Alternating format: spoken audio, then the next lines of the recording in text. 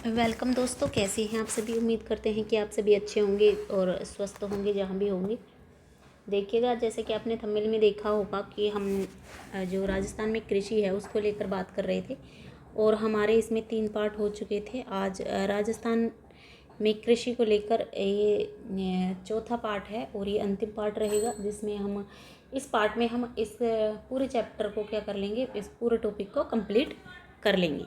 तो चलिए बिना टाइम को गवाते हुए हम क्लास को स्टार्ट करते हैं। देखिएगा, आज हम जो राजस्थान में कृषि है उसमें राजस्थान में कृषि के जलवायु प्रदेश पढ़ेंगे, जिसमें ये आप कह सकते हैं कि ये पार्ट एक आरपीएससी का फेवरेट पोर्शन है। इसमें से जो राजस्थान की कृषि है इसमें से जहाँ से क्वेश्चन वो बार बार रिपीट करता है, तो बहुत ही ध्यान से समझना आप। तो चलिए क्लास को हम स्टार्ट करते हैं। देखिएगा, हम सबसे पहले बात करें राजस्थान में, इसमें हम पढ़ रहे हैं अब राजस्थान के कृषि जलवायु प्रदेश। राजस्थान के कृषि जलवायु प्रदेश को लेकर हम बात करने जा रहे हैं। ये अपना आप में एक बहुत महत्वपूर्ण पार्ट है। ठीक है दोस्तों, यहाँ से क्वेश्चन बनने की संभावनाएं बहुत ज़्यादा होती है। अब हम बात करेंगे कि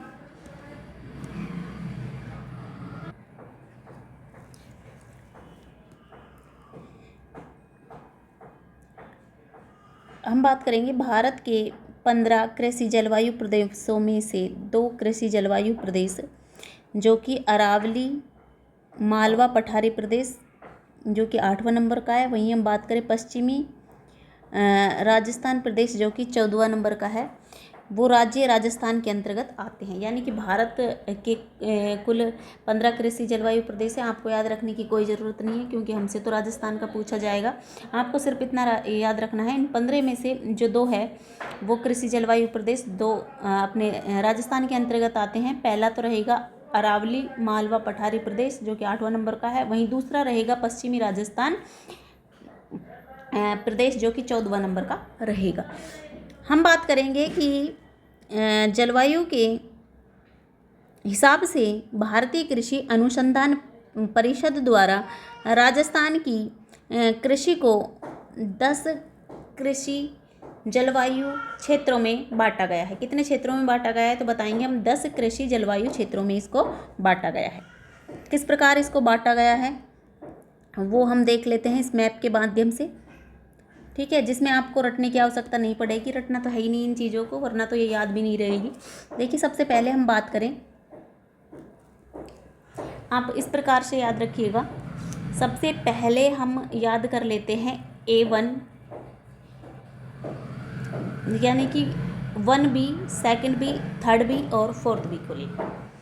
ठीक है ना, तो ये रहा हमारा, ऐसे समझिए, ये रहा 1B और ये रहा हमारा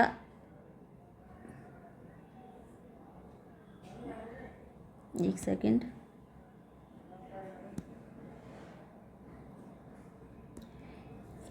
ये रहा हमारा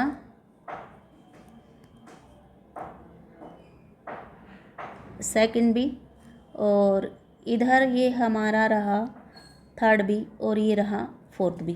पहले इन चारों को आप समझने की कोशिश कीजिएगा। इनको इस प्रकार आप समझो कि जो फर्स्ट B है उसमें आप देख सकते हैं ये आएगा उत्तर पश्चिमी सिंचित प्रदेश में। जैसा कि आप देख पा रहे हैं कि ये उत्तर में है, तो हम इसको क्या बोलेंगे, ये आ गया उत्तर पश्चिमी सिंचित प्रदेश में। ठीक है, उसके बाद हम 2B को लेकर बात करें तो ये रहा 2B और ये किसका भाग है तो आप सभी जानते हो, यहाँ पे लूनी नदी बेसिन है, लूनी नदी बहती है यहाँ पे, तो इसका नाम रख दिया लूनी बेसिन का मैदान। ठीक है दोस्तों, अब हम बात करते हैं 3B को लेकर। तो 3B किस में आ जाएगा, तो ये बाढ़ संभावित पूर्वी मैदान है। यहाँ पर तो इसको क्या नाम दे दिया, इसको दे दिया बाढ़ संभावित पूर्वी मैदान। ठीक है, अब हम बात करें 4B को लेकर, तो 4B आप जानते हो कि जो एक विशेषता इसकी याद रखना, जो 4B है वो सबसे छोटा जलवायु प्रदेश है इनमें से 10 में से। और जो ये रहेगा ना AC, यानी कि फर्स्ट C, ये फर्स्ट C रहेगा जो सबसे बड़ा रहेगा। लेकिन अभी इनकी बात कर रहे हैं, B सिंबल को पढ़ रहे हैं अभी। तो फोर्थ जो B है ये आ जाएगा आर्द्र दक्षिणी मैदान में। ठीक है ना, आप देख पा रहे हैं ये किस में आ रहा है, ये आ रहा है आर्द्र दक्षिणी मैदान में। उसके बाद आप 2 इस प्रकार याद रख लेना, 1C, और उसके बाद आप याद रख लेना यानी कि 5 को लेकर, है ना। अब इसमें आप ये ऐसे कर लेना, इनको एक सेकेंड, इनको आप इस प्रकार से पढ़ लीजिएगा। पहले तो देखिएगा ये रहा 1C और ये अपना 5 नंबर का रहा। अब इनको आप ऐसे याद रख लो। देखिए ये जो 1C है ये आ रहा है अति शुष्क में आएगा ये चीज। एक सेकंड दोस्तों, यहाँ पे काम चल रहा है, 1 मिनट के लिए मैं क्लास को ऑफ कर रही हूँ। फर्स्ट C में आपको इस प्रकार से याद रखना है। देखो पश्चिमी भाग है, सीधी सी बात है, जब ये पश्चिमी भाग है और शुष्क से भी ज़्यादा शुष्क क्षेत्र है, यानी कि शुष्क क्षेत्र जो होता है, शुष्क क्षेत्र से भी ज़्यादा शुष्क क्षेत्र होने के कारण इसको अति शुष्क मैदान बोलते हैं। सॉरी, हमारा कहने का तात्पर्य ये था कि ये जो पश्चिमी पार्ट है इसलिए पश्चिमी भाग रहेगा, और शुष्क से ज़्यादा शुष्क होने के कारण इसको अति शुष्क मैदान कहते हैं। मुझे डिस्टर्बेंस होता है, यहाँ सामने काम चल रहा है, आप देख रहे हो, जैसे क्लास को रिकॉर्ड करने बैठती हूँ उनका ये काम शुरू हो जाता है। एक बार फिर से मुझे बंद करना पड़ेगा, क्लास को होल्ड रखना पड़ेगा। वेट पे तो देखिएगा, इसमें जो आप इस प्रकार से इसको समझ सकते हैं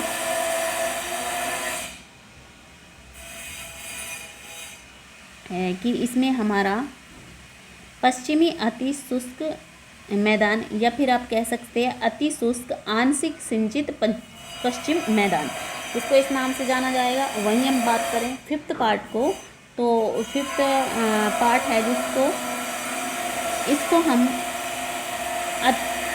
आर्द्र दक्षिणी पूर्वी मैदान के नाम से जानेंगे। ठीक है, उम्मीद करते हैं कि यहाँ तक आपको समझ आया गया होगा। अब बच क्या गया, अब बच गया इस प्रकार से 1A 1A 2A 3A 4A, ये बच गए, तो इस प्रकार से याद रखेंगे। अभी 1 मिनट रुकिएगा। अब बच क्या जाता है, हमारे पास बच जाता है first A, second A, third A और 4th A। इनको याद रखेंगे, उनको आप इस प्रकार से इनको याद रख सकते हैं कि जो फर्स्ट A है वो किस में आ जाएगा। तो देखिए पश्चिमी क्षेत्र है, लेकिन ज़्यादा शुष्क ना होके, यानी कि अति शुष्क ना होके, कैसा क्षेत्र है ये, शुष्क क्षेत्र है। ये रहा, इसको बोलेंगे हम यहाँ से ऐसे कि ये क्या है, पश्चिमी शुष्क क्षेत्र में आ जाएगा। और सेकंड B है जो हमारा, ये जो अंतः प्रवाही क्षेत्र जो हो जाएगा उसमें आ जाएगा अंतः प्रवाही क्षेत्र, मैदान या क्षेत्र कुछ भी बोल सकते हैं हम आप। ये पश्चिमी शुष्क मैदान है, और जो सेकंड A है ये अंतः प्रवाही मैदान में आ जाएगा। अब हम बात करेंगे थर्ड A को लेकर। जो थर्ड A रहेगा ये अर्ध शुष्क पूर्वी मैदान के अंतर्गत आएगा, जिसके आप देख सकते हो ये आर्द्र दक्षिणी मैदान है, ये दक्षिणी पूर्वी मैदान में आ रहा है, और ये किस में आएगा, अर्ध शुष्क पूर्वी मैदान में आ जाएगा, और ये बाढ़ संभावित क्षेत्र हो गया। वहीं हम बात करें 4A को लेकर, जो कि 4A आ जाएगा, ये अपना आ जाएगा उप आर्द्र दक्षिणी मैदान। उम्मीद करते हैं कि ये रटने के बजाय आप समझने पे ध्यान आपने दिया होगा, तो ईजिली आप इन चीज़ों को सही कर पाएंगे। चलिए, ये हो गया हमारा मैपिंग। ज़िले किस में कौन कौन से हैं ये अच्छे से समझ आ जाएगा आपको। देखिएगा, इसमें आ रहा है गंगानगर, हनुमानगढ़, जैसे कि इसमें बीकानेर, चूरू, इसमें आ रहा है बाड़मेर, जोधपुर, इसमें आ रहा है सीकर, नागौर, झुंझुनू, इसमें पाली, जालौर। इस प्रकार से बहुत अच्छे तरीके से मैपिंग की हुई है। आप इसको या तो प्रिंट निकाल सकते हैं, स्क्रीनशॉट लेके अपने पास रख सकते हैं। बहुत अच्छे तरीके से ये समझाया हुआ है भाई सर ने।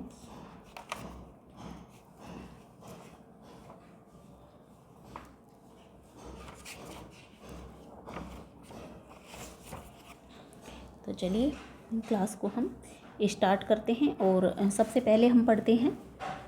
अभी सबसे पहले हम पढ़ने जा रहे हैं शुष्क पश्चिमी मैदानी क्षेत्र, यानी कि 1A, फर्स्ट ए को लेकर।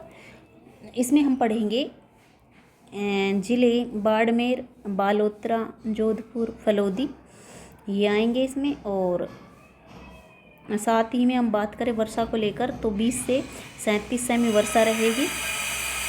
और प्रमुख कृषि उपजें कौन कौन सी हैं इसमें, तो आपको याद रखना है बाजरा, मोट, तिल, गेहूँ, सरसों और जीरा, ये इसमें फसल रहेगी।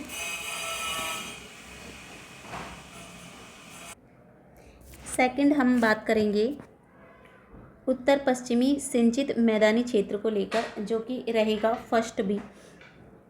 इसमें हम बताएंगे ज़िले कौन कौन से आएंगे, तो श्री गंगानगर, अनूपगढ़ और हनुमानगढ़। जो अनूपगढ़ है वो न्यू ज़िला है ना, ठीक है, इसमें ऐड नहीं कर रखा है, लेकिन नया ज़िला जब बन चुका है तो आप अनूपगढ़ उसमें लिखो। वही हम बात करें वर्षा को लेकर तो 10 से 35 सेमी वर्षा होती है। प्रमुख कृषि उपजे कौन कौन सी है इसमें, तो बताएंगे कपास, ग्वार, गेहूँ, सरसों, चना, किन्नू और गन्ना। नेक्स्ट थर्ड हम पढ़ेंगे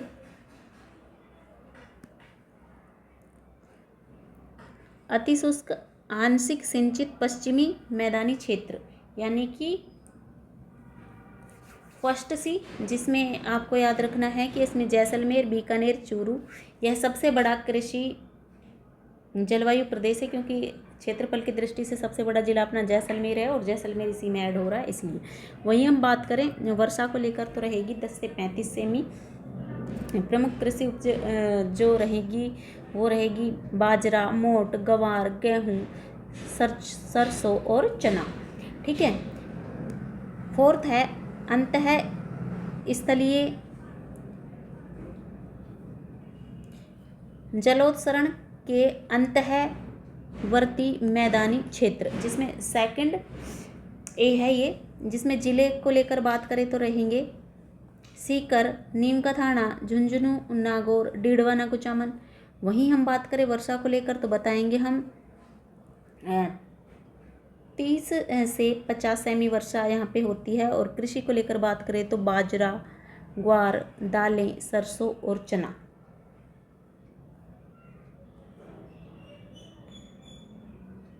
नेक्स्ट 5वें नंबर का रहेगा लूणी नदी का अंतःवर्ती मैदानी क्षेत्र, जिसमें सेकंड भी आएगा। ज़िले कौन कौन से आएंगे, तो बताएंगे पाली, जालौर, सांचौर और सिरोही। वर्षा को लेकर बात करें तो 30 से 50 सेमी वर्षा। और मृदा को लेकर बात करने तो सिरोजम मृदा इसमें आएगी। कृषि को लेकर बात करें तो बाजरा, ग्वार, तिल, गेहूँ, सरसों और जीरा रहेगा। अब हम बात करते हैं अर्धशुष्क पूर्वी मैदानी क्षेत्र, जिसमें आपको याद रखना है थर्ड ए को लेकर, जिसमें ज़िले रहेंगे अजमेर, ब्यावर, केकड़ी, टोंक, जयपुर, दूदू और दौसा। वर्षा को लेकर बात करें तो वर्षा रहेगी 50 से 70 सेमी। और कृषि को लेकर बात करें तो बाजरा, ग्वार, ज्वार, गेहूँ, सरसों और चना रहेगा। नेक्स्ट 7वां नंबर का हम पढ़ेंगे बाढ़ प्रभावित पूर्वी मैदानी क्षेत्र, जिसमें रहेगा थर्ड बी, जिसमें ज़िले कौन कौन से आएंगे तो बताएंगे हम अलवर, भरतपुर, करौली, धौलपुर और सवाई माधोपुर।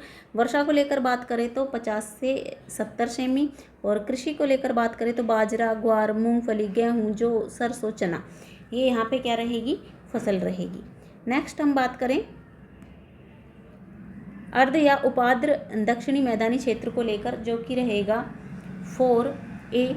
इसमें जो जिले रहेंगे वो भीलवाड़ा, शाहपुरा, राजसमंद, चित्तौड़गढ़, सलूम्बर। वहीं हम बात करें वर्षा को लेकर तो 50 से 90 सेमी, और कृषि को लेकर बात करें मक्का, दालें, ग्वार, गेहूं और चना रहेगा। आगे हम बात करते हैं आर्द्र दक्षिणी मैदानी क्षेत्र को लेकर, जो कि रहेगा 4B। इसमें ज़िले कौन कौन से आएंगे तो आपको याद रखना है डूंगरपुर, बांसवाड़ा, प्रतापगढ़, उदयपुर। ये सबसे छोटा कृषि जलवायु प्रदेश है, ये भी आपको याद रखना है। सबसे बड़ा हम पढ़ चुके कि जो 1C था, फर्स्ट C था, वो था जो कि अति शुष्क पश्चिमी मैदान था, वो सबसे बड़ा था, और ये सबसे छोटा है। वहीं हम बात करें वर्षा को लेकर तो आपको याद रखनी है 50 से 110 सेमी वर्षा यहाँ पे होती है। फसल को लेकर बात करें तो मक्का, ग्वार, चावल, उड़द, गेहूं और चना, ये फसल यहाँ पे देखने को मिलेगी। और नेक्स्ट और लास्ट रहेगा हमारा आर्द्र दक्षिणी पूर्वी मैदानी क्षेत्र, यानी कि 5, जिसमें जिले हड़ौती क्षेत्र रहेगा अपना कोटा, बूंदी, बारा, झालावाड़ वाला क्षेत्र। वर्षा को लेकर बात करो 65 से 100 सेमी वर्षा यहाँ पे आपको देखने को मिलेगी। और कृषि को लेकर बात करें तो ज्वार, सोयाबीन, गेहूं और सरसों, ये यहाँ पे हमें कृषि उपजे देखने को मिलेंगी।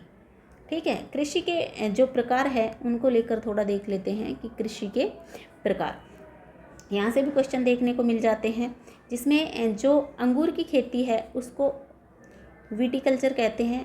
मछली की जो मछली पालन है उसको कहते हैं पिस्सीकल्चर, और मधुमक्खी पालन है उसको एपीकल्चर कहते हैं। फूलों की खेती है उसको फ्लोरिकल्चर कहते हैं। फूलों व बागानी जो खेती है उसको हार्टिकल्चर कहते हैं। केचुए से खाद बनाना है जो वर्मी कल्चर कहलाता है। रेशम कीट पालन है जो सेरीकल्चर कहलाता है। और जैतून की खेती है जो ओल्वीकल्चर कहलाती है। ठीक है, कुछ कृषि मंडियां हैं उनको देख लेते हैं। यहाँ से क्वेश्चन नहीं बनते हैं, देखो सर ने भी यही बताया कि यहाँ से क्वेश्चन आज तक तो बने नहीं, मैं भी यही कह रही हूँ यहाँ से क्वेश्चन बनते नहीं हैं किसी प्रकार के, तो इनको लिखने का क्या मतलब आ रहा है, मतलब कि इनको याद करने का। फिर भी एक बार देख लेते हैं कि किन्नू माल्टा मंडी जो है वो गंगानगर, काफ़ी बार इससे पहले भी पढ़ चुके। टमाटर मंडी है जो बस्सी जयपुर ग्रामीण यानी कि जयपुर में, और आंवला मंडी है वो चोमू जयपुर में। वहीं हम बात करें अमरूद मंडी है जो सवाई माधोपुर में। मिर्ची मंडी है टोंक में है। ईसबगोल जालौर में हम पढ़ चुके हैं, यानी कि भीनमार जालौर। ठीक है, आगे बात करते हैं हम मेहंदी व सोनामुखी मंडी को लेकर, जो कि सोजत पाली में है। वहीं हम बात करें अश्वगंधा मंडी जो कि झालरापाटन झालावाड़ में है। नेक्स्ट है संतरा मंडी जो कि भवानी मंडी झालावाड़ में है। ठीक है ना, एक नोट याद रखना है, भवानी मंडी रेलवे स्टेशन राजस्थान और मध्य प्रदेश के बीच विभाजित है। कुछ महत्वपूर्ण बिंदु हैं उनको आप देख लेते हैं। ठीक है, कि देश का प्रथम कृषि बजट तत्कालीन मुख्यमंत्री अशोक गहलोत ने 23 फरवरी 2022 को प्रस्तुत किया था। कृषि गणना 2015-16 के अनुसार राजस्थान में कुल प्रचलित भूमि जोतों की संख्या 76.55 लाख है। पुरुष प्रचलित कृषि जोतों की संख्या है जो 68.66 लाख है। वहीं हम बात करें कुल महिला प्रचलित भूमि जोतों की संख्या है जो 7.75 लाख है। आगे बात करते हैं हम 2015-16 में राजस्थान में भूजोतों का आकार है जो 2.76 हेक्टर है। वहीं हम बात करें 2015-16 में कुल जोतों का क्षेत्रफल है जो 208.76 लाख हेक्टेयर है। राजस्थान में खेती के क्षेत्र यानी कि शुद्ध बोया गया क्षेत्र लगभग 53% है। उत्कृष्टता केंद्र यानी कि सेंटर ऑफ एक्सीलेंस, आम उत्कृष्ट केंद्र जो कि है खेमरी धौलपुर में अमरूद उत्कृष्टता केंद्र जो कि है देवड़ावास टोंक में, और अनार उत्कृष्टता केंद्र है जो कि है ढिंडोल बस्सी जयपुर ग्रामीण, या फिर कह सकते हैं जयपुर। अब हम बात करते हैं ड्रैगन यानी कि पिताया उत्कृष्ट के केंद्र जो कि ढिंडोल बस्सी जयपुर में है। वहीं हम बात करें मक्का उत्कृष्टता केंद्र है, ये है उदयपुर में, और सीताफल उत्कृष्टता केंद्र है, ये है चित्तौड़गढ़ में। अब हम आगे बात करेंगे प्रमुख अधिनियम को लेके। प्रमुख अधिनियम में हम सबसे पहले बात कर लेते हैं राजस्थान जागीर उन्मूलन अधिनियम 1952, राजस्थान काश्तकारी अधिनियम 1955, राजस्थान जमींदारी और बिस्वेदारी उन्मूलन अधिनियम ये 1959। वहीं हम बात करें कृषि उपज मंडी अधिनियम 1961, और राजस्थान में जमाबंदी एवं गिरदावरी की सत्यापित वह सामान्य नकल प्राप्त करने हेतु एक धारा ऐप क्या किया गया, विकसित किया गया। इस प्रकार से ये टॉपिक हमारा पूर्णतः क्या हो जाता है, कंप्लीट हो जाता है। आज हमने राजस्थान में जो कृषि है उसको उस टॉपिक को कंप्लीट कर लिया है। ये पूर्णतः 4 पार्टों में जाके पढ़ा गया। इस टॉपिक से संबंधित आपका किसी भी प्रकार का कोई डाउट है तो आप हमसे कमेंट करके पूछ सकते हैं। अगर हमारे चैनल पे पहली बार आए हैं तो चैनल को सब्सक्राइब करके हमें सपोर्ट ज़रूर करें। आपके एक सपोर्ट से हमें बहुत पॉजिटिव एनर्जी मिलती है। तो मिलते हैं आपको अगले वीडियो में नए टॉपिक के साथ। जब तक स्वस्थ रहिए, मस्त रहिए और अपना ख्याल रखिएगा। Thanks for watching guys.